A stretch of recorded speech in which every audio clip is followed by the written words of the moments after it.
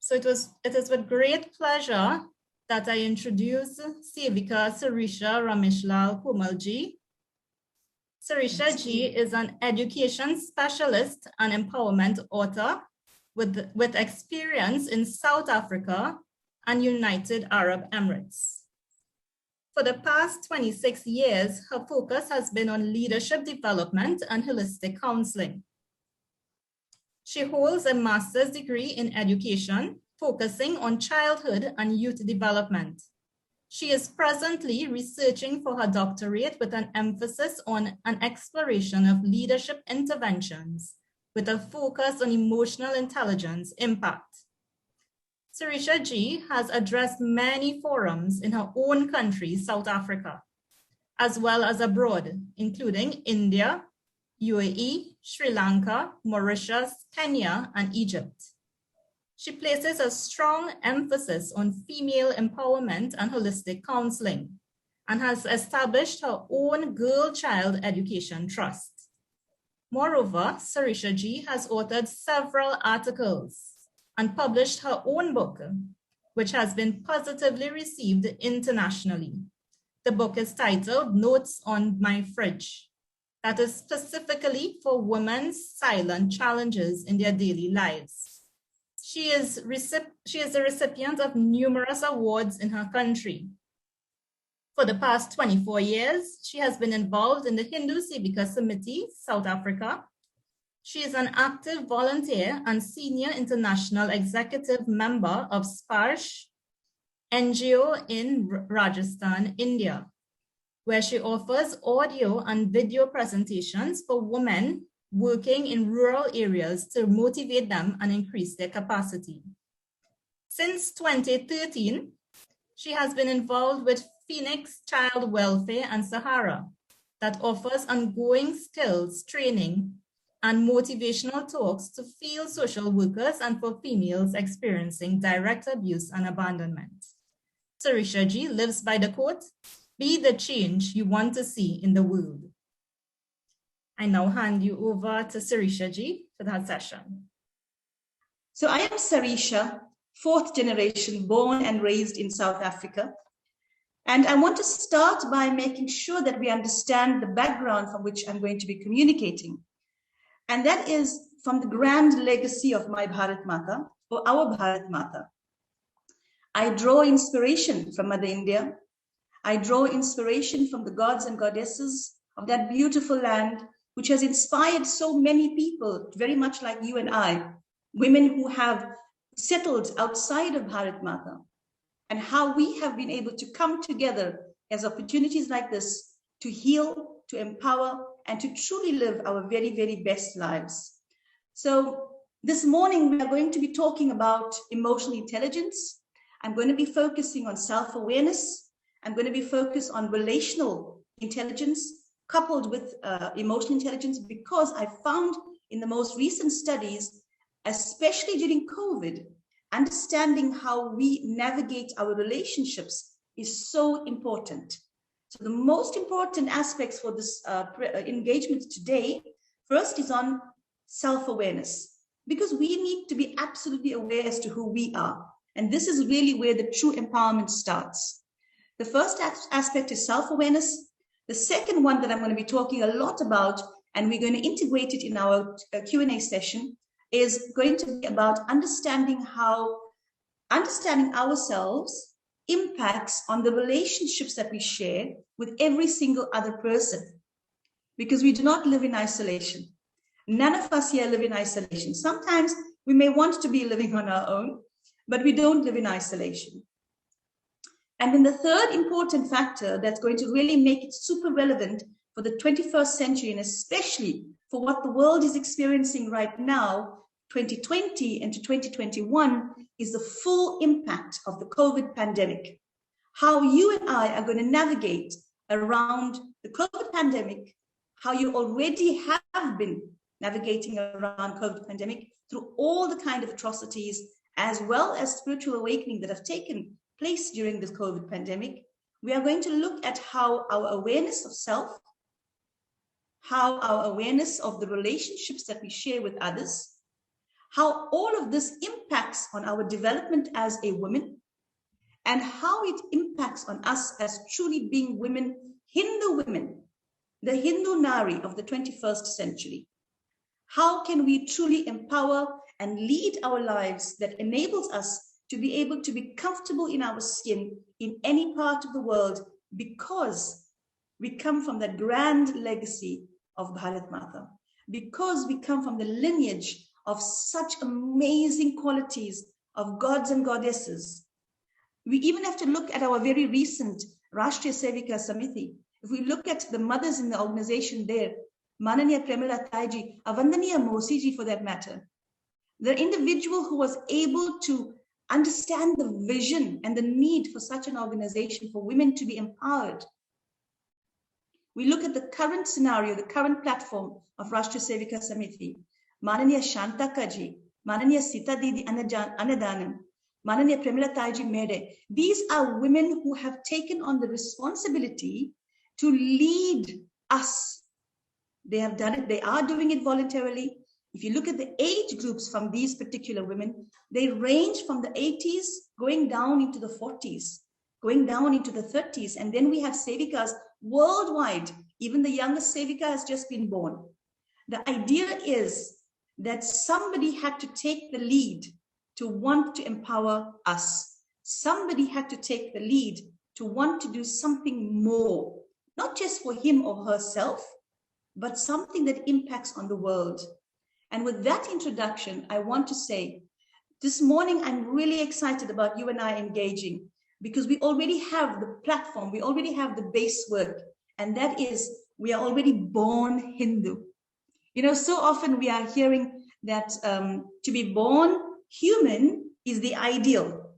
Yes? I am saying to be born Hindu female is actually the ideal.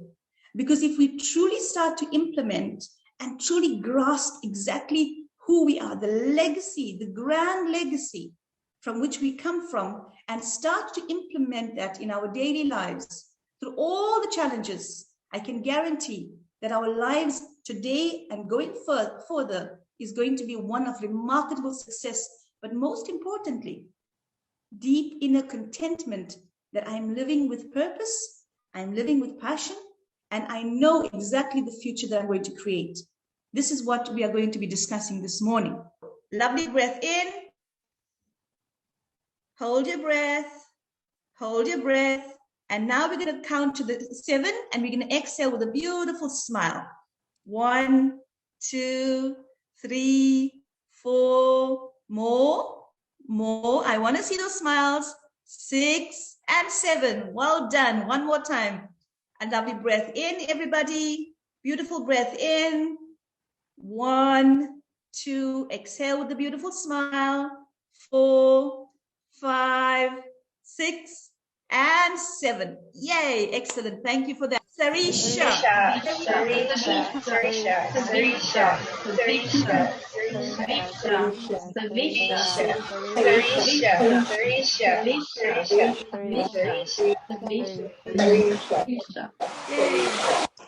Thank you very much. Thank you. For this morning, the first buzzword is reflective. Can you repeat after me? Reflective. Reflective. Thank you. So we are going to use this opportunity, number one, for whatever we're going to be discussing and sharing with each other, to be a reflective person. Okay? That is absolute key in any aspect of our life. I look already at the questions on the chat, and I want to say thank you for those beautiful questions on the chat. The one question talks about how can we empower ourselves? What a fantastic question. The first most important aspect of empowerment is awareness. And awareness comes only from us being able to reflect upon who we are as people and what we think of ourselves. Who we are as people and what we think of ourselves. So reflection is extremely, extremely important. Now I want to talk about the introductory to emotional intelligence. We know that many of you here have already studied, and I'm so grateful for the wonderful wide age gap that we have present here today. We are in academic studies. We have been at school. We have academic studies. we are involved in our work environments at quite senior levels. We know that there's so much of buzzword about emotional intelligence, yes? So we have an idea what EQ or emotional intelligence is. We also know that when we were at school, there was a lot of talk about IQ. That means, what is our intelligence quotient? How intelligent are we? People grouped us into different fields based on what they thought our intelligence levels were. Yes or no, ladies? Yeah, thank you for that. So previously, there was a whole lot of conversation about our IQ, how intelligent we are as people. Now, what we have found now in the last 30, 35, 40 years is that it's no more only about your intelligent quotient. It actually is about your emotional quotient. How emotionally available are you as a person to truly engage in your world? How do you understand one's emotions? Now, I'll tell you why this is so important. It's important because if we look at people who have fantastic IQs, they get the most amazing marks, 100%ers. They get the best jobs, yes? They get the best jobs. But the challenge is they are not able to actually work effectively in that work environment. Because when we are working in any environment, even if we're just sitting in our little office space, we are still expected to communicate with other people. Yes, we are always expected to be engaging with other people.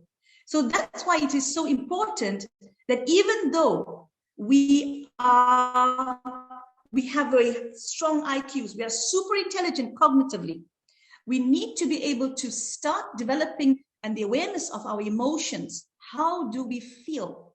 And how that impacts in our self-awareness first, because self-awareness is key.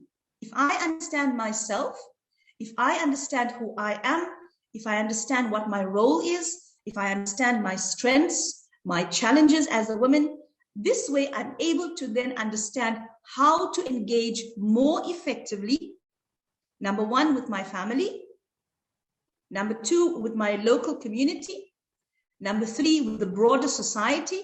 And number four, with the entire rest of the world. But the key starts with self-awareness. So understanding one's emotions, understanding how my feelings impacts on me as a person is very important, very crucial. Because from this understanding, I'm able to now effectively engage with everybody else around me. So the first question that spoke about, how do I become a leader? You become a leader by understanding that having intelligence is very important. We must be smart women. We have to ensure that we are studying, upskilling, we are constantly upgrading our skills. We are lifelong learners. So any opportunity that we get to include ourselves in narratives like this here, dialogues like this here, where we are learning, engaging, we should be part of, because empowering our intelligence is super important. But understanding emotions, for me as a practitioner, and having the blessed experience of working with and engaging with women from many different international communities, we found that the one key is understanding emotions. What is it that makes us extremely happy as people? What are the qualities that makes us extremely neutral, balanced, grounded? How do you feel joy? What are the triggers for anger? What are the triggers for deep passion? What are the kind of things that we as people need to understand to grow holistically as a being? So emotional intelligence focuses on feelings. My name is Chaya, and I experienced relief today during my work hours because my boss, he has new people coming in, and I was super relieved that they know how to use the computer and how to do forms electronically. So they saved me so much, and I felt very relieved. You felt very, what is the emotion you felt? Relief. Relief, thank you. Yeah. I like the way that you were able to understand the context of. This is Crystal from Trinidad. I felt very appreciative today. I wasn't so well today, got a migraine, and my husband stepped up and was able to help out with the children whilst I was able to take some downtime. So I was very appreciative of being able to enjoy that. Oh, how beautiful, Crystal Ji. And also, he's a keeper. He's a long-term keeper. Well done. Thank you for that. So you understand the emotion of appreciated, that I feel appreciated. So when certain things are happening around you, you are responding by the emotion of appreciation. Yes? Thank you so much for that. Anybody felt a trigger of maybe anger, unhappiness, irritation? Anybody? Yes. Hi, Sitaram. Yes. I felt loved and appreciated today because my toddler drew me a card. She drew me a flower and she gave me a kiss. So I felt loved and appreciated today. How Also, amazing. I'm thankful because my husband helped me with some schoolwork as well. So he sat down and helped me. So many emotions today. Fantastic. So Laura Ji, he also is a keeper for sure. Yes. I love the way, again, you were able to understand what was going on around you and you summed it up and your emotion responded. You had a feeling that was perfectly tuned to what was happening. So this is what we're getting to, okay? When we're speaking to our friends, again, how are you doing? I'm okay. The word okay, what does it actually mean? What does it mean? When we speak and communicate with people, the challenge is that so often we don't even know how to identify our feelings appropriately. We don't know how to actually I'm going to say label. We don't know how to label the emotion with the experience that's going around. So this is one of the first important things that we need to understand. Like so beautifully, the three speakers that spoke right now, they were able to understand what happened or what was taking place, and their emotion was a perfect response to it. So they labeled it fantastically and they responded to it fantastically. Okay, imagine the person that you totally dislike suddenly walks into the room and you are in the room. Okay, you really don't like this person. What happens to you? Anybody?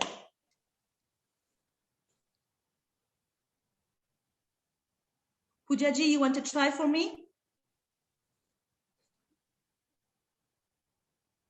I think I'll be more angry. Explain to me what happens. I don't know. I think I will walk out instead.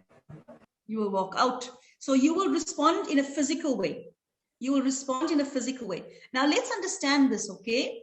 What happens if we are in a work environment, we are in a family situation, okay? Can we just walk away? No, we can't. We can't. We have to be able to interact. We have to be able to engage. Because remember, although self-awareness is super important and understanding ourselves is really important, it's crucial for us to understand how we engage with others, because we do not live in isolation. You and I do not live in isolation. Whilst we may want to work on our own, we may want to live in our own sometimes, we don't live. We have to be communicating. So if we understand a negative emotion, if somebody that I really don't like, they suddenly appear at my door and they're standing there, do you know what happens to our bodies? Firstly, our bodies goes into stress mode. The shoulders starts immediately. The back of the neck follows. And then you would notice a lot of the physical symptoms like into your stomach. Children, when they're very nervous, when they're scared, even you and I as females, when we're very nervous, we're scared, what happens to our stomach? Acid indigestion, reflux, okay? Our body starts to immediately respond to the stress because we are looking at the person and go, I do not like this woman. I do not like this man. Bad news. So we are giving ourselves the narrative that this experience is not going to be a good experience. Okay? And the challenge is this here. When we understand that emotion, and if we are continuously responding in physical anger, Means we tense our bodies, our forehead starts to frown, our chest starts to get tight, our stomach starts to become very upset. If this happens consistently, what happens to you and I? Yeah. We could get sick. Fantastic. We get sick. So one of the most profound reasons that I really love understanding emotional intelligence and understanding myself and understanding how my emotions impact on other people and how their emotions impact on me. Their emotions impact on me physically as a person.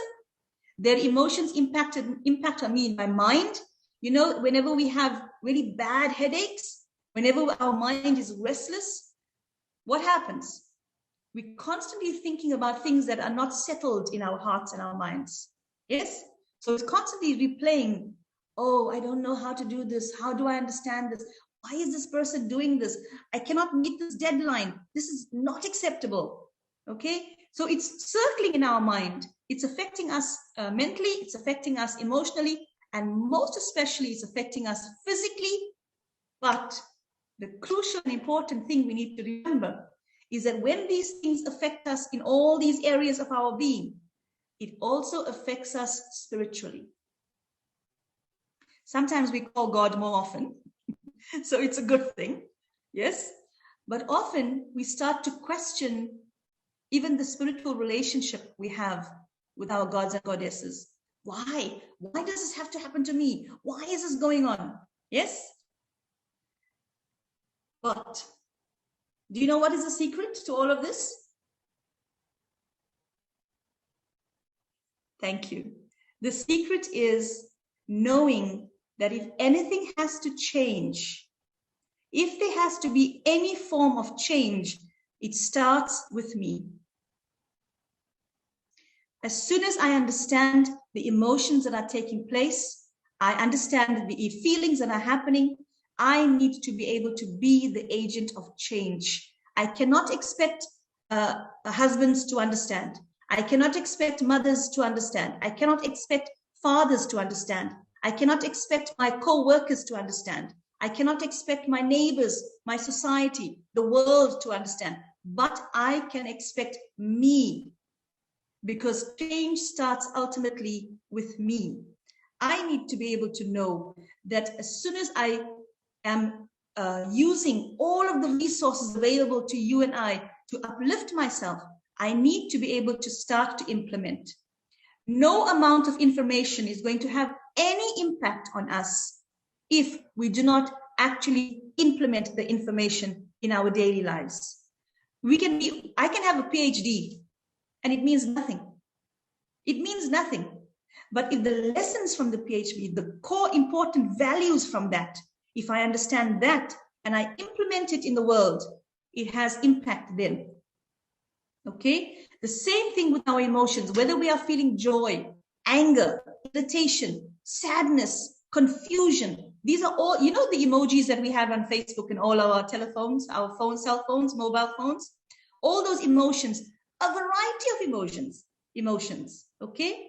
We need to understand how those emotions impact on us as people, how it affects us in our mind, how it affects us in our physical bodies in terms of stress, how it affects us in terms of relationships.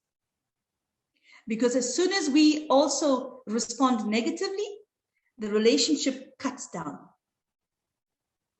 We cut down the relationship. We no more communicating with our spouses. We no more communicating effectively with our friends, our co-workers, our colleagues. We don't want to be involved in samiti because, oh, they don't understand me. I don't know them. Okay? So understanding how we respond to the different emotions is very important. But the first step is the self-awareness of the emotion, being able to identify the emotion that I am actually feeling. Can I identify the emotion I'm feeling? Is it real?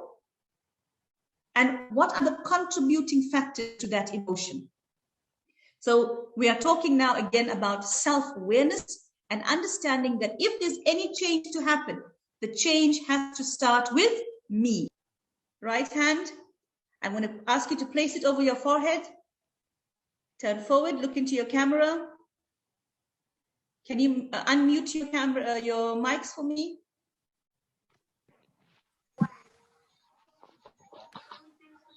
So I'm going to say something and you are going to repeat after me, okay? Out of my mind. Out of my mind. Now you're going to take the hand and place it across your chest on your heart. And into my heart. And into my heart. Out of my mind. Out of my mind. And into my heart. And into my heart. Thank you very much. So the whole idea is that we're no more only going to be sitting in our mind space thinking about things. We are also going to allow us to be vulnerable. Do you agree that right now you and I are very vulnerable in this present moment, in this webinar? It means like be open, like give a part of yourself that you wouldn't usually give or be. Can you repeat that for me, please? To just be more open about yourself, like in a place where you feel comfortable. Thank you. I like your words that you used. Open, comfortable. I love those two words. Open, comfortable. Right now, you and I, more so me, have allowed myself to be vulnerable in this space. Because you can respond to me by saying, oh my God, what happened in this webinar? Who was this woman? What was she talking about? And it can be really bad for me, yes? Or you can say, wow, I am so grateful. She put herself out there. She was open. She was present. And she allowed the opportunity of people that she's never met before, but obviously wanting more, to come together and learn and engage and share. That is vulnerability. When you put yourself out there without being afraid of the outcome. All of this, what does it really then mean to be female? We are the nurturers. We are the creator energies. Do you want to create chaos? Or do you want to create calm in the world, in your family's world? What kind of energy do you want to come in? In order for us to do that, you need to first be vulnerable. That means I'm not afraid. Now, I want a small caution on that part, although I don't like that word caution, but I'm just going to put it out there, okay? When I say be vulnerable, I don't mean be reckless. Doesn't mean be reckless, but be emotionally available. Be emotionally available to know that, listen, I'm going to try this here. The possibility is it may work. Possibility is it may not work. But I want to live in full awareness of my capacity. I want to try different things. Using the examples of, for example, Rashtriya Sevika Samiti Bharat at the moment. Look again at Mananiya Pramilata Ji Merde. Look again at Mananiya Shantaka Ji. Look again at Mananiya Sita Didi Anadanam. These are women who are on the top, always putting themselves out there so that people like ourselves in over 59 different countries can empower ourselves to live the best possible life we can and truly be agents of change. The next sentence would be agents of change. Hindu women need to be agents of change in the world. But being an agent of change will only start if I'm honest enough with myself, if I understand my strengths, and if I understand my challenges. Okay, I'm going to look at what are emotions. Emotions are the thoughts that are in the mind, and that's linked directly into an attitude, and the attitude expresses itself in our physical body. So emotion, yeah? Can anybody tell me what a smize is? Take a try. Now imagine during COVID, we're all wearing masks, okay? So even though you may have a really beautiful smile, I cannot see that gorgeous smile. How else would I be able to feel that emotion that you are expressing? Like with the expression, like, you know, like how you could talk with your eyes or something like that. There you go. Well done. Because the next most beautiful feature of our body is our eyes, right? Yes? I think I have beautiful eyes. Because when I have a mask on and you cannot see my smile, you can most certainly see my eyes smiling. Did you know that? You can see your eyes smiling? Yes? It's called the smiles. Let's try it out, ladies. Let's go close to our cameras and I want to see it. Yeah? I want you to look into your camera and imagine we have a mask. So I cannot actually see the smile through your lips or your mouth, but I want to be able to experience it in your eyes. So the emotion, oh, I'm so happy to be here. And we are smiling, yay. Feel that emotion, get the attitude, yay, I can feel it. And your body responds. And we are smiling. Can you feel the difference? Thank you. Can you feel the difference? Yes. So our emotions are that even though we are experiencing COVID, even though we have to have a mask on, we can still pick up on the energy of people in order to communicate more effectively by using our eyes. Next important aspect, relational intelligence. Now, relational intelligence I found to be really superbly important, especially combined with emotions, and most especially combined now during the COVID pandemic, the last 2020, 2021, and going forward, God forbid it has to continue in terms of COVID. But I found that the understanding of one's emotions with the understanding of how I impact on my relationships, relational intelligence, relationships, all of these things impact on the way we live. There is nobody, there is no one person in the world right now who has been directly involved in COVID, 19 can tell me sincerely they've not been affected sad. They've not been affected deeply emotionally. Nobody. We've either experienced a physical loss of a beautiful family member, colleagues, community members. You and I are involved in religious organizations, so we also know people and people and people. So we're always hearing, this family, somebody has been lost, this person is now no more. And, it impacts us. Or we get that fearful feeling that, in January, my dad was dealing with a whole lot of health challenges. And the constant scare was, please don't let him also deal with COVID. So that fear factor that comes in, yes, we become afraid as people. Now, the reason I love being able to understand my emotions was when we were dealing with this crisis, the way me as a woman, as a Hindu woman, understanding that I have choice at every given time to create chaos or to create calm. What is my role even during COVID-19? Am I bringing in the calm in the home? Or am I also panicking and being afraid, being scared, and actually adding more negative energy to what is already a challenge? So it's really, really important that we understand the fluidity of relationships. You don't need to physically know somebody. And I'm going to give you one example. Poojaji, allow me to use this example, my beautiful. Poojaji and I have never met before, but her energy is so wonderfully contagious. She is born and raised in a completely different world to me. I am fourth generation South African Hindu born and raised, presently living and working in the UAE. She's completely different world, at opposite end of the universe to me. We have never met before.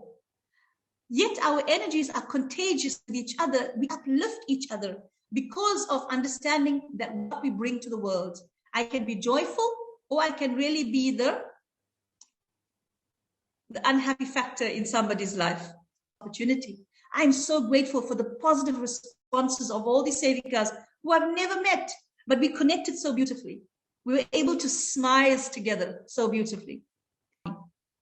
Ladies, I want you now to look into your rooms.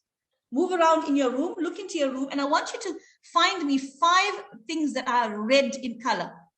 5 things that are red in color. Please look around in your rooms 5 things that are red in color. As soon as you find your 5 things, give me a thumbs up. Thank you for that. I appreciate the cooperation.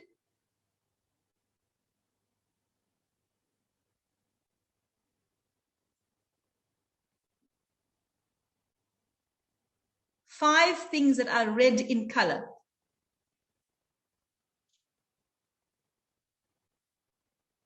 Are we done? Thumbs up.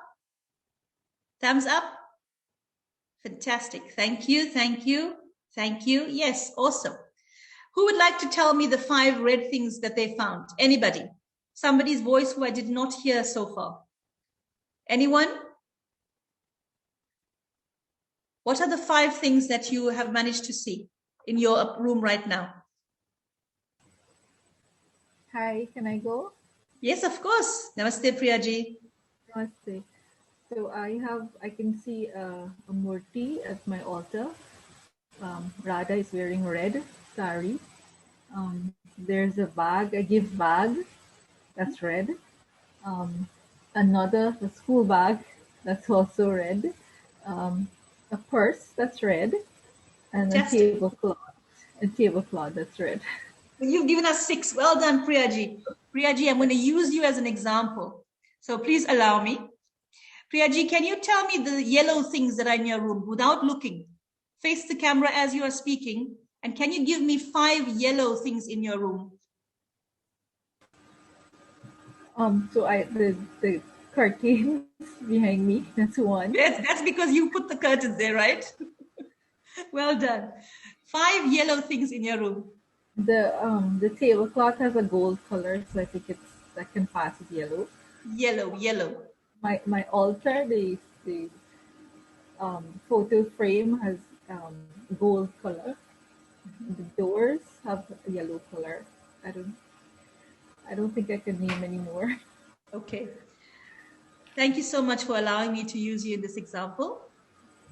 The point I want to make is this here. Yes, Nikita ji, you wanted to share something with us? Okay. The point I want to make here, energy flows where our attention goes.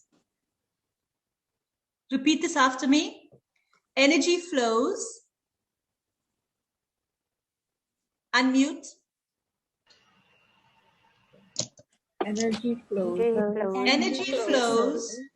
Energy Where our attention goes. Right, listen carefully. Energy flows, and repeat. Energy flows Where our attention goes. Thank you. So Priyaji, I gave the instruction, find red. She was fantastic. She knew 6 things. She gave me 110%. You will get double ticks for that. And then when I said to her in the same breath, can you identify for me 5 things that are yellow?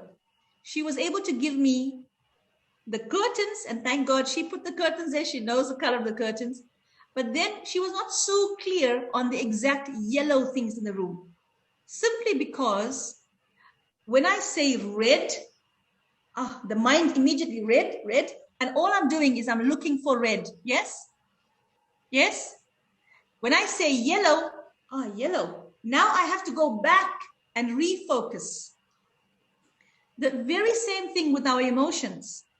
If I'm always saying, I am so angry right now, that's all I'm going to feel. That's all I'm going to feel. Yeah. And that's all I'm going to see. I'm going to see an angry mother-in-law. I'm going to see an angry husband. I'm going to see an angry child. I'm going to see angry co-workers, angry neighbors. If I say, wow, this is such a beautiful sunrise. Look how perfectly beautiful the sunrise is. People will even start looking like sunshine to me. Because my focus is on that energy. I am taking back my focus. I am being the change I want to see in the world. Because I can only control me. I cannot control you.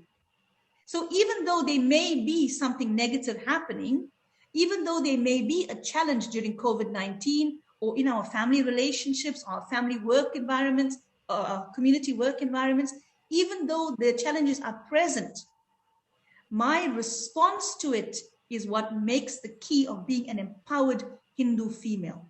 My response to it is what is going to actually ultimately figure out, am I truly a leader in my home, in my work, in my school, in my community, in society, in the world? Can I consider myself to be proudly practicing Hindu Nari? Can I say that? And how do I say that? By understanding the grand legacy that I come from, understanding the lineage from which I am born, understanding and accepting that being born Hindu female is not a coincidence. We have a greater gift to create. We have a greater life to perform, to live through. And for me, understanding emotions through self-awareness, through understanding my capacity and my capabilities, and bringing it forth in the world by being vulnerable and not being afraid, because I have over 33 billion gods and goddesses who are watching me. They are right now, they're all around me, and some of them are by you because I'm the most vulnerable. Okay? We are not alone. We are not alone. We need to take up the courage and to truly, oh, I have even gooseflesh as I say that. We need to be able to take up the courage and start understanding our role as Hindu women, understanding that COVID right now, as traumatic as it is an opportunity for us in our homes and the wider world to truly be an example of how to live through it and live with grace, live with the dignity of who you are as young Hindu females. And connect with you. This is definitely going to be a lifelong connection from my side. Thank you again, Anushka Ji. Thank you again for HSS Trinidad. I sincerely appreciate this. Is to be educated. And educated doesn't mean to say go to the university and get the highest cognitive degree. No. Education for me means going regular to satsang and listening to learned people, engaging with our swamis and swaminis, engaging with women that are already in your organization right now, in the different bodies that you're in. Who are the women that have already taken the leadership position? Who is the adhikari already for you? Who is the chairperson already for you? Why have they made themselves so vulnerable that they're willing to step up? Why? Because they want to also learn and they also want to share. So sap it all in and be discerning. You know what? If it doesn't resonate with me, I'm not going to take it. But if it does resonate with me, yay, I'm going to use it to empower myself. There are many free courses available online. Go and educate yourself. Figure out what is it that I want to study. And study, don't be afraid. Most of the time we find women, when you say, you know what, how do you empower yourself? Or how do you develop confidence? By making sure that my body is physically beautiful. Yes?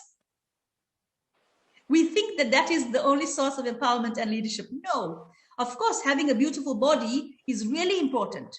So exercising, making sure that we are physically fit. I mean, if you know HSS, we focus on physical development as an important aspect, yes? But we also focus on emotional development, spiritual development, going to satsang, listening to learned people, reading, asking questions, not being afraid to ask questions. There are no silly answers, ladies. Ask the question. And on this note of asking questions, I want us to be very clear about something, please. When we are asking questions, do your research enough to get a variety of sources and then be bold enough to work with somebody that you trust. In my case, my first trust persons were my mom and my dad, my mom and my dad. Okay? So whatever I would read, whatever I would engage with the world, Mom, this is what this person said. What do you think? Because my mother and father will not ever give me wrong information first, as the first source of inspiration and information. If they cannot, then I would go to my satsang. I would go to the guru in the satsang. I would go to the swami and swaminis in the satsang. Or I would go to the senior elders in the satsang. The mothers are there. They're always available. Mothers want to share because they have a lifetime of experiences. Don't be afraid to ask. Do not be afraid to ask. If you feel that auntie, she's not going to give me the right information. That auntie responds to me because I'm also responding to her like that.